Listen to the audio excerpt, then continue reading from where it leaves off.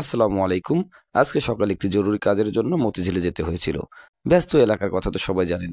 সকাল থেকে মানুষের ভিড়, যানবাহনের শব্দ আর অফিসমুখী মানুষের তাড়াহুড়ো। সাধারণত আমি ব্যস্ত জায়গায় গেলে তাড়াতাড়ি কাজ সেরে ফিরে আসার চেষ্টা করি, কিন্তু আজকে কাজটা একটু সময় নিয়ে করতে হলো। তাই ভাবলাম যেহেতু এসেছি একটু লাঞ্চ করে যাই। মতিঝিলে খাবারের জায়গা কম নয়, কিন্তু আমি চেষ্টা করি সবসময় ঘরোয়া ধরনের রেস্টুরেন্ট বেছে নিতে, যেখানে খাবারের স্বাদ একটু হলেও বাসার মতো অনুভূতি পাওয়া যায়।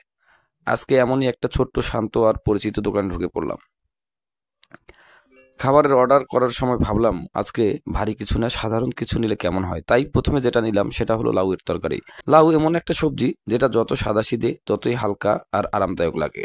ছোট্ট বাটিতে পরিবেশন করা হয়েছিল। দেখতে খুবই সাধারণ, কিন্তু সেই সাধারণত্বের মধ্যে একটা আলাদা শান্তি আছে। লাউয়ের তরকারি খেতে আমার ছোটবেলার কথা মনে পড়ে গেল। বাসায় মা কতবার বানাতেন, সেদিনের মতো আজকে সেই স্বাদটা মনে করিয়ে দিল। তারপর নিলাম আলুর ভর্তা। আলুর ভর্তা এমন এক জিনিস যেটা যে কোনো খাবারের সাথে মানিয়ে যায়।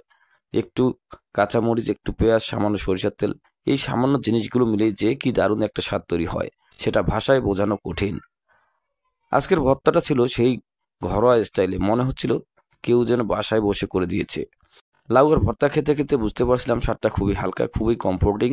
ব্যস্ত এলাকার বাইরে এই মুহূর্তের শান্তির মতো। খাসির মাংস।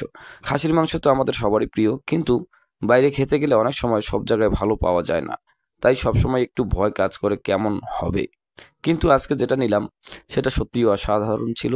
খাসির মাংসটা পরিবেশন করার সাথে সাথে যেটা নজর পড়লো সেটা হলো রং, একদম লালচে, ঝোলটা সুন্দর গাঢ়, আর সুগন্ধটা এতটাই মন ভরানো ছিল যে আমি প্রথম চামচ নেয়ার আগেই বুঝে ফেলেছিলাম আজকের খাওয়া ভালোই হবে। এক চামচ মুখে দেওয়ার পরেই সেটা নিশ্চিত হলো। মাংসটা ছিল নরম, ভালোভাবে রান্না করা, আর ঝোলের স্বাদ ছিল একদম ব্যালেন্সড। না খুব বেশি ঝাল, না কম, ঠিক যেমনটা হওয়া উচিত। অনুভূতিটা একটু ঘরোয়া রান্নার মতো, আবার একটু হোটেলের স্টাইলেও। খেতে খেতে মনে হচ্ছিল ব্যস্ত জীবনের মাঝে একটু ভালো খাওয়ার মতো তৃপ্তি আর কিছু কি আছে। চারপাশে লোকজন আসছে, খাচ্ছে, আবার চলে যাচ্ছে। সবকিছুর মাঝেও আমি খুব ধীরে ধীরে খাচ্ছিলাম, কারণ ভালো খাবারের স্বাদ নিতে সময় লাগে, আর সেই সময়টা নিজেকে দেওয়া উচিত। লাউয়ের হালকা স্বাদ, আলুর ভর্তার মৃদু ঝাঁঝ, আর খাসির মাংসের গভীরতা, এই তিনটার মিশ্রণে আজকের লাঞ্চটা সত্যিই দারুণ হয়ে গেল।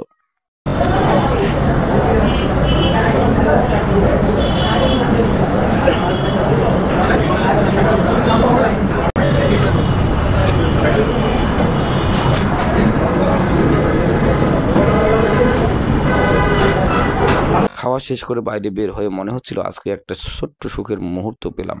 ব্যস্ত দিন হলেও খাবারের স্বাদ আমাকে এই মুহূর্তটা পুরো উপভোগ করতে সাহায্য করেছে। আমরা যখনই কাজের চাপে থাকি তখন অনেক সময় ক্ষুধা, খাবারের স্বাদ এসবকে গুরুত্ব দেই না, কিন্তু সত্যি বলতে একটা ভালো লাঞ্চ বা একটা ভালো খাবার আমাদের পুরো দিনের এনার্জি বদলে দিতে পারে। আজকের মতিঝিলের সবচেয়ে ভালো অংশটাই ছিল এই লাঞ্চ টাইম।